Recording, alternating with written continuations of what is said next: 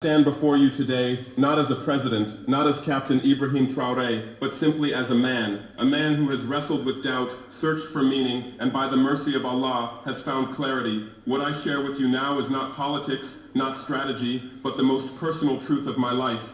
The story of why I embraced Islam, and why this faith is now the compass that guides everything I fight for, everything I believe in, and everything I hope to leave behind for our nation. To explain this decision, I must take you back to Bandakui, where I grew up watching my mother rise before dawn, watching my father return weary from the fields, watching our people labor endlessly while systems designed elsewhere kept us in invisible chains. I was a restless boy, always questioning, why are we poor when our land is rich? Why do those who rob us sleep soundly while those who toil starve? Why does the world celebrate freedom while Africa remains shackled? Those questions grew with me. They followed me through the academy, into the barracks, and onto the battlefield. But deeper than all of them was one burning question. What is the purpose of our struggle if we do not know why we exist? I devoured books. Marx and Lenin showed me economic structures. Sankara taught me dignity. Fanon exposed the psychology of colonization. But none of them could answer the question that haunted me in the silence of the night. Who am I? Why am I here? What awaits after death?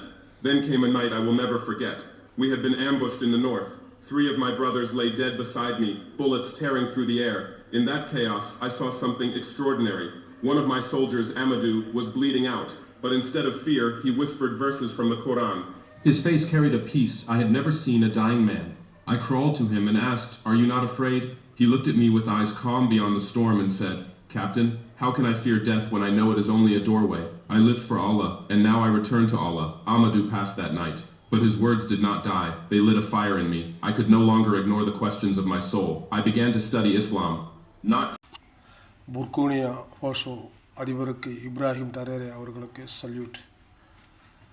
இந்த அதிபர் உலக நாட்டு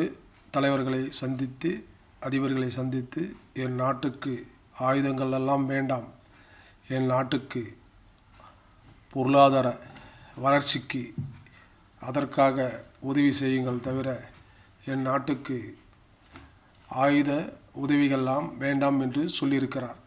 இது அல்லவா தலைவர்? வயது இத்தனைக்கும் 37 தான். இந்த வயதில் தன் நாடு முன்னேற வேண்டும் என்று பாசத்தோடு அர்ப்பணிப்போடு எல்லா தலைவர்களிடம் பேசியிருக்கிறார்.